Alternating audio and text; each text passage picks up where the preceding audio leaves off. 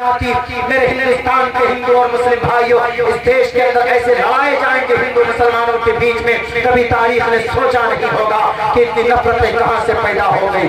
آپ نے دیکھا ہوگا الٹی سیدھی ڈاکومنٹری پکچرز بنائے جاتے کہ جناب یہ پکچر بنا دو، یہ ڈاکومنٹری بنا دو۔ فلم کیوں بنایا جاتا ہے؟ سینسر کے بورڈ سے پوچھو نا، فلم کا مطلب ہوتا ہے، موویز کا مطلب صرف ہوتا ہے انٹرٹینمنٹ، یعنی فن کی چیز، مذاق کی چیز، ٹائم پاس کی چیز۔ کپل شرما شو اس لیے وجود میں آیا تھا، The Laughter Challenge، کس طرح کے شو تھے؟ لافتر، ہنسنے والا، یعنی ہنسنے میں سب سے زیادہ کون آگے رہتا؟ یہ چیزیں وہ تھی جو صرف ایک انٹرٹینمنٹ کی چیز تھی، مذاق کی، ٹائم پاس کی چیز تھی، لیکن آج اس کو نفرت پھیلانے کا ایک ذریعہ بنا دیا گیا۔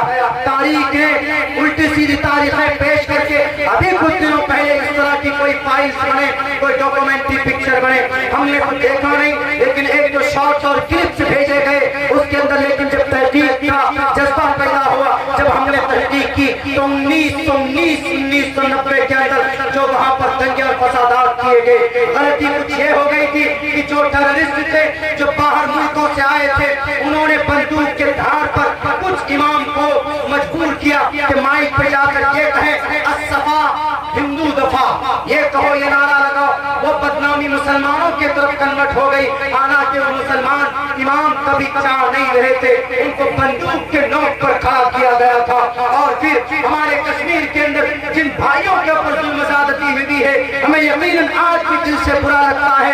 اگر ان کو انصاف نہیں ملا ہے تو ہم بھی آواز اٹھائیں گے ان کو انصاف دیا جائے، اس لیے کہ وہ ہمارے بھائی، ان العباد کلہم اخوہ، لیکن اس کو نفرت کا ذریعہ نہ بنایا جائے۔ اس پکچر کو دکھا کر ایسی نفرت کی ہوا عام کی گئی کہ چھوٹے چھوٹے بچوں نے تلوار لیا اور جہاں مسلمانوں کو دیکھتے کاٹنے کی بات کرتے، مارنے کی بات کرتے۔ وویک اگنیہوتری جی، اگر آپ کو بنانا تھا، نرسنہار ہوا تھا، آپ نے کیوں نہیں پوچھا آپ کے کوٹے کے موجودہ کیندر سرکار کے کوٹے کا راجپال، جن کا نام جگموہن جی، وہ راجپال تھے اس وقت کے، ان سے پوچھو نا کہ کیوں دنگا ہوا تھا، ان سے پوچھو کہ کتنے ٹیررسٹ کو مارا تھا۔ اگر وہ ٹیررسٹ پکڑے گئے ہیں تو میں کہوں گا کہ کیس بعد میں چلائیے گا، قانون شریعت اللہ کے تحت ان کو پھانسی کے پھندے پر لٹکاؤ، پوری دو ان کو، اس لیے کہ اللہ کا قرآن کہتا ہے من قتل نفسا بغیر نفس او فساد فی الارض فکانما قتل الناس جميعا۔ ایک انسان کی جان ایک طرف، پوری دنیا کے انسان کی جان ایک طرف، یعنی ایک انسان کو کوئی مارتا ہے، ناحق طریقے پر قتل کرتا ہے، گویا اس نے پوری انسانیت کو قتل کر دیا۔ قرآن کی اس آیت کو لوگوں کے سامنے رکھنے کی ضرورت ہے۔ وویک اگنیہوتری جی سوال نہیں کریں گے راجپال سے، آپ کی اسی موجودہ حکومت کے کوٹے کے ٹیبو راجپال صاحب، اگر آپ کنگن کے اوپر بنانا چاہتے ہو تو پھر گجرات دنگے کے اوپر بھی بنایا جائے ڈاکومنٹری پکچر۔ تقریباً 2035 مسلمان مائنورٹیز کو گلا، ان کے گلے کاٹے گئے، ان کے اوپر ڈاکومنٹری پکچر بنائی جائے۔ آسام 1982 اور 83 کے اندر 8000 لوگ مارے گئے، ان کے اوپر ڈاکومنٹری پکچر بننی چاہیے۔ 1984 دلی دنگا، وہ مارے گئے سکھ لوگ 10,000، ان کے اوپر ڈاکومنٹری پکچر بننی چاہیے۔ اگر آپ کے کلائی میں طاقت ہے، اگر آپ کا ضمیر زندہ ہے، وویک اگنیہوتری جی، میں آپ سے کہوں گا کہ آپ بناؤ ان تمام فسادات کے اوپر۔ سن 2013 مظفر نگر کے فسادات کے اوپر بھی بنانا چاہیے۔ سن 2007 وہاں پر، سن 2007 اعظم گڑھ کے فسادات کے اوپر بھی بناؤ۔ سن 1989 بھاگلپور کی فیکٹری کے اوپر بھی بناؤ۔ 1980 مراد آباد کی وہ جناب عیدگاہ میں نماز پڑھ رہے، پیچھے سے گولیوں سے خون دیا جاتا، ان کے اوپر بھی ڈاکومنٹری بننی چاہیے۔ ان کے اوپر نہیں بنائیں گے، کیوں؟ کیونکہ ان سے پرموشن تو نہیں ملے گی، ان سے 200 کروڑ کی کمائی نہیں ہوگی۔ بنائیں گے وہاں جہاں سے ان کو نفرت اور ایوارڈ محسوس۔ ہم نندا کرتے ہیں اس طرح کی باتیں ہمارے اسلام میں نہیں ہے۔ اسلام کبھی بھی، قرآن کبھی بھی کسی انسان کی موت کی یا ہتیا کے لیے نہ تو برگلاتا ہے، نہ تو کہتا ہے، نہ تو آدیش دیتا ہے۔ اللہ کے نبی علیہ السلام ایک موقع پر ایک قافلہ روانہ کر رہے تھے ملک شام کے طرف، اور یہ نصیحت دی تھی کہ اے لوگوں سنو، اے صحابہ سنو، جا تو رہے ہو ملک شام، لیکن جانے کے بعد انہی سے مقابلہ کرنا جن کے ہاتھ میں ہتھیار، جن کے ہاتھ میں ہتھیار، ان سے مقابلہ کرنا۔ بچے ہو مت مار، بیٹی ہو مت مار، عورت ہو مت مار، بوڑھا ہو مت مار، کسی کا گھر آ جائے نقصان نہیں پہنچنی چاہیے، کوئی پیڑ ہو مت کاٹنا۔ اللہ کے نبی یہ دیکھو کیا پیغام، اور تم کیا بتانا چاہتے؟ تمہارے بدنام کرنے سے یہ مذہب اسلام بدنام نہیں ہوگا اور نہ مٹے گا۔ لا تبدیل لکلمات اللہ، لگا لو کوشش، بناؤ ڈاکومنٹری پکچر، کتنا بناتے ہو؟ اسلام کی یونیورسل ٹروتھ کبھی بدنام کبھی مجروح نہیں ہو سکتی۔ اگنیہوتری صاحب آپ تھے، آپ لوزر تھے، loser, you were loser, you are loser, you will be loser، کیونکہ آپ نے ایک نارمل پکچر بنا کر آپ کو سپر ہٹ کرا نہیں پائے۔ کیا لے آئے؟ ڈاکومنٹری۔ ہندو مسلمان کرو تو we will be the Superman بن گیا۔ اسلام کے اندر کہیں پر بھی تشدد نہیں۔ اللہ کے نبی نے تو یہ پیغام بھی دیا، وہ واقعہ مشہور ہے نا، ایک وہ فاحشہ عورت تھی طوائف، اس نے ایک بلی کو پانی پلایا تو کہا جاتا ہے کہ اس کی مغفرت ہو گئی۔ جانور کو پانی پلانے پر ایک طوائف کو، ایک پروسٹیٹیوٹ کو، ایک بدچلن عورت کو اللہ تبارک و تعالیٰ نے جنت دے دی، بتائیے۔ اور پھر اللہ کے نبی علیہ السلام، ایک صحابی تھے، وہ پانی پی کر جا رہے تھے، دیکھا کہ کتا بھوکا ایک جانور ہے، پیاس سے اتر رہا ہے، تو وہ لوٹنے کے بعد پانی نکال کر کسی طرح اس جانور کو پلایا۔ اللہ کے نبی علیہ السلام کے پاس جب یہ بات سامنے آئی، صحابہ نے پوچھا کہ اللہ کے نبی کے جانور کو پانی پلانے میں بھی ثواب ہے کیا، نیکی ہے؟ تو اللہ کے نبی نے فرمایا بالکل ہے، جانور کو پانی پلانے میں بھی نیکیاں ہے۔ جو نبی یہ کہہ رہے ہو جانور کی رعایت، جانور کو پانی پلانے میں 22 ثواب لوگوں کو بتا رہے ہیں، وہ نبی کیسے کہہ سکتا ہے کہ کسی نان مسلم، کرسچن، جین، بودھ، ہندو کو مارو، قتل کرو؟ وہ نبی کے اوپر یہ قرآن نازل ہوا، اور اس قرآن کو جناب تشدد کی کتاب، جہاد کی کتاب شریمد بھگوت گیتا ادھے پشیستے وہ اوکتم وکتی وسو دیو سوتم دیوم تک سچانور مردنم دیو کی پرمانندم کرشنم مندے جگت گرو ماہ یہ منتر ہے۔ اس کے بعد سب سے پہلا منتر جو ہے یہ ہے دھرم چھیترے کل چھیترے سمویتا یوت سبھا ماما کا پاندھوا چیکن پروت سنجیا۔ جنگ کی بات ہے، دھرم چھیترے کل چھیترے، بتاؤ بیتل فیلڈ میں کیا ہو رہا ہے؟ دھرت راشٹر نے پوچھا تھا، کورو پانڈو دونوں اپنے اپنے بھائی تھے اور دونوں میدان میں آ گئے تھے لڑنے کے لیے، تو اس میں جو ارجن تھا، ارجن نے ہتھیار ڈال دیے، تو شری کرشن جی آئے، کرشن جی نے کہا کہ شدرو ہردے دور بلی اما، ارجن ہتھیار ڈال دیے، باڈی بلڈر بناؤ، مقابلہ کرو ان کا۔ وہاں پر کہہ رہے ہیں، یہاں پر قرآن میں کیا کہا اللہ کے نبی سے، یا ایھا النبی حرض المؤمنین علی القتال، قتال کی بات کہی گئی، لیکن ان لوگوں سے جو میدان میں سامنے آ جائیں یا جو بد عہدی کریں، جو ایگریمنٹ کو توڑ دیں، جو بارڈر کو کراس کر کے آئیں، ان کے لیے یہ بات کہی گئی، ایک عام لوگوں کے لیے تو بات نہیں کہی گئی ہے۔ اس قرآن کو سمجھنے کی، اس کی تعلیمات کو عام کرنے کی ضرورت ہے۔ میرے بھائیوں، میرے ساتھیوں، قرآن کریم کے اندر جو بھی آرڈرز ہوتے ہیں تو یہ اللہ کی طرف سے، ہمارے اور آپ کی طرف سے اس میں کوئی آرڈر نہیں ہے، بلکہ اللہ تبارک و تعالیٰ نے آخری فائنل سموِدھان اور شریعت ہمارے بیچ میں ہمیں دی ہے اور تمام انسانوں کے لیے دی ہے۔ کوئی یہ بھی نہیں کہہ سکتا کہ نہیں جناب یہ قرآن کریم سے تو مسلمانوں کے لیے، یہ بھی غلط ہے۔ یہ قرآن پوری دنیا کے مانوتا کے لیے، پوری دنیا کی انسانیت کے لیے، اور آخری نبی محمد رسول اللہ صلی اللہ علیہ وسلم اس کو لے کر کے آئے۔ اس کے بعد کوئی نظام نہیں اور کوئی شریعت نہیں۔ اس سے پہلے جتنی بھی کتابیں آئی ہے، توریت ہو، زبور ہو، انجیل ہو، وہ کتابیں ایسی تھی کہ وہ بدل دی گئی۔ ایک آدمی نے سوال کیا کیا کہ مولانا عبداللہ صاحب آپ تو کہتے ہو کہ قرآن نہیں بدلا جائے گا، قرآن کو نازل کس نے کیا؟ ہم نے کہا اللہ نے نازل کیا۔ کس کے اوپر نازل ہوا؟ قرآن۔ ہم نے کہا محمد رسول اللہ پر نازل ہوا۔ بولا کہ توریت کس پر ہوا تھا؟ توریت کس کا کلام تھا؟ ہم نے کہا اللہ کا۔ کس پر نازل ہوا توریت؟ حضرت موسیٰ پر۔ زبور کس پر ہوا؟ حضرت داؤد پر۔ انجیل کس پر نازل ہوئی؟ حضرت عیسیٰ پر۔ نازل کون کیا؟ اللہ۔ کس پر؟ نبی پر۔ جب وہ کتابیں بدل گئی تو آپ کا قرآن کس کھیت کی مولی ہے؟ یہی سوال ہے اس کا۔ آپ کیا جواب دیں گے؟ آپ کو یہ جواب دینا ہے کہ بیٹے توریت زبور انجیل کو اللہ نے بھیجا ضرور تھا، نازل ضرور کیا، لیکن یہ کہا کہ موسیٰ توریت دے رہا ہوں، لو پڑھو، لوگوں کو سمجھاؤ، یہ آدیش ہے، یہ کام کرنا ہے، یہ نہیں کرنا۔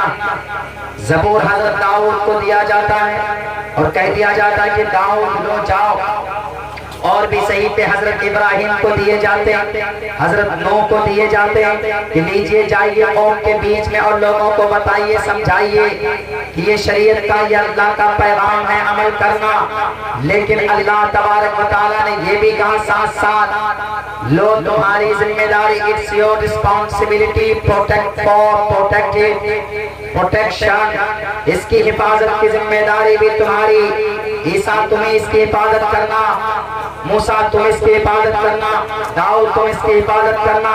لیکن جب قرآن کی بات آتی ہے تو اللہ کے نبی علیہ السلام کو کہتے ہیں کہ اللہ کے نبی لا تحرک به لسانک لتعجل به ان علینا جمعہ وقرآن، آپ جلدی جلدی مت پڑھو۔ اللہ کے نبی جلدی جلدی پڑھتے تھے، حضرت جبرائیل جیسے آئے لے کر فوراً پڑھتے تھے، ریپیٹ کرتے تھے کہیں بھول نہ جاؤں۔ تو محمد رسول اللہ کو کہلوایا گیا جلدی مت کیجیے، آرام سے پڑھیے، ان علینا جمعہ وقرآن، میری ذمہ داری ہے، میں اس کی حفاظت کروں گا، اس کو جمع کرنا، اس کو پڑھوانا میری ذمہ داری، میری ذمہ داری کسی اور کی نہیں۔ اور یہ بھی کہا صاف لفظوں میں قرآن کریم میں، اِنَّا نَحْنُ نَزَّلْنَا الذِّكْرَ وَإِنَّا لَهُ لَحَافِظُونَ۔ توریت بدل دیا گیا، توریت کے پڑھنے پڑھانے والوں کے ذریعے۔ زبور بدل دیا جاتا ہے، زبور کی تعلیم دینے والوں کے ذریعے۔ انجیل بدل دیا جاتا ہے، بائبل میں تبدیل کر دیا جاتا، متی، مرقس، لوقا، یوحنا پر نیاز بنا دیا جاتا، وہ کتابیں بدل دی جاتی۔ حالانکہ یہ کتاب آسمانی تھی، یہ کتاب ایشور اللہ کی طرف سے نازل کی گئی تھی، لیکن بدل دی گئی۔ اللہ نے کوئی ذمہ داری نہیں لی ان کی حفاظت کی۔ دنیا کی صرف ایک کتاب قرآن، جس کو نازل تو اللہ نے کیا، نازل اللہ نے کیا، لیکن نازل کرنے کے ساتھ ساتھ اس کو پڑھانے کی اور اس کو جمع کرنے کی اور اس کی حفاظت کی ذمہ داری خود اللہ نے لی۔ اور اللہ نے یہ کہا اِنَّا نَحْنُ نَزَّلْنَا الذِّكْرَ، میں ہم ہی اس قرآن کو نازل کر رہے ہیں اور ہم ہی اس کے محافظ ہیں۔ کوئی کوٹ کے ذریعے بدلا نہیں جا سکتا، یا کوئی کسی مضبوط طاقت کے ذریعے اس قرآن میں تبدیلی نہیں کی جا سکتی۔ لا تبدیل لکلمات اللہ، اللہ کے فیصلے نہیں بدلتے۔ ایشور کہتا ہے ادب دھانی مرور سبرتانی، ایشور کے قانون، ایشور کے بدھان کبھی نہیں بدلتے۔ اس لیے دنیا والوں، امریکہ، چائنا والوں، اسرائیل والوں، جاپان والوں، رشیا والوں اور یورپ کنٹریز کے بڑے ماڈرن خیال کے لوگوں، اگر آپ کے دماغ میں یہ گھسا ہے کہ اس قرآن کو مٹا دیں گے اور اس قرآن کو جیسے بائبل کو مٹایا، توریت زبور کو ختم کیا، قرآن بھی ختم ہو جائے گا، بتاؤ کتنی کوششیں ہوئی۔ بشار الاسد نے قرآن کو مٹانے کی کوشش کی کہ نہیں کی ہے؟ انگریز نے 3 لاکھ قرآن کے نسخوں کو جلایا ہے 1860 سے لے کر 1864 تک۔ تبھی تو مولانا قاسم نانوتوی نے راولپنڈی رحمت اللہ علیہ دارالعلوم دیوبند کی بنیاد 1866 کے اندر رکھی، مئی کی 6 تاریخ کو۔ یہ تاریخ ہے کہ قرآن کریم کہیں ختم نہ ہو جائے، ان کے مسودے ختم نہ ہو جائے، حافظ قرآن کہیں کوئی پیدا نہ ہو، اسی لیے انہوں نے مدرسے کی بنیاد ڈالی۔ لیکن کیا قرآن ختم ہوا؟ بشار الاسد کا نام و نشان دفن ہو جاتا ہے، قرآن زندہ ہے۔ انگریز نے کوشش کی مٹانے کی، 3 لاکھ قرآن کے نسخوں کو مٹایا، لیکن انگریز چلے گئے، قرآن زندہ ہے۔ اور آج کی دنیا اس بھارت ایشیا مہادیپ میں فرقہ پرست طاقتوں جیسے قرآن کے الفاظ موجود ہیں، قرآن کریم کا مسودہ موجود ہے، ایک کتاب کی شکل میں قرآن کریم کے احکامات بھی موجود رہیں گے، اور اس قرآن کریم کا جو محافظ ہوگا وہ بھی موجود رہے گا، اس کی بھی حفاظت اللہ کرے گا۔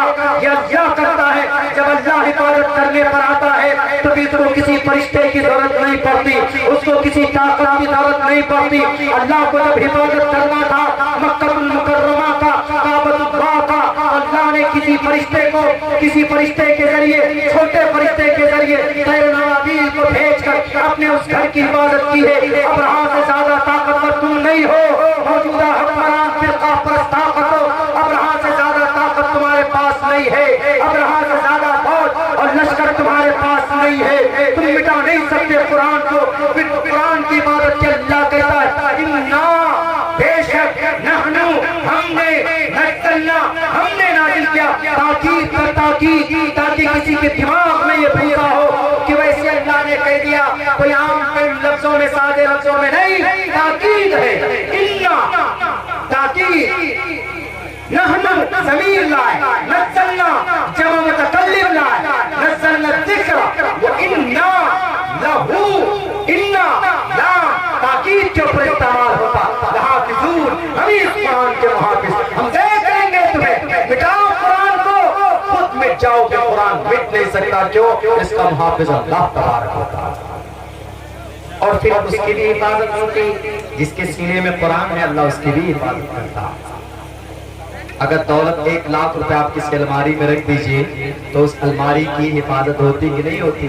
ہوتی ہے۔ 1,00,000 روپے کے صدقے میں تالے لگائے جاتے، بہترین جگہ پہ رکھا جاتا ہے، اس کو اس الماری کو رکھتے ہیں۔ ایسے حافظ قرآن جس کے سینے میں 3,22,000 سے کہیں زیادہ الفاظ ہیں، تو اللہ اس قرآن کا محافظ ہے، تو جس الماری میں رکھا اللہ اس کی بھی حفاظت کرے گا انشاءاللہ۔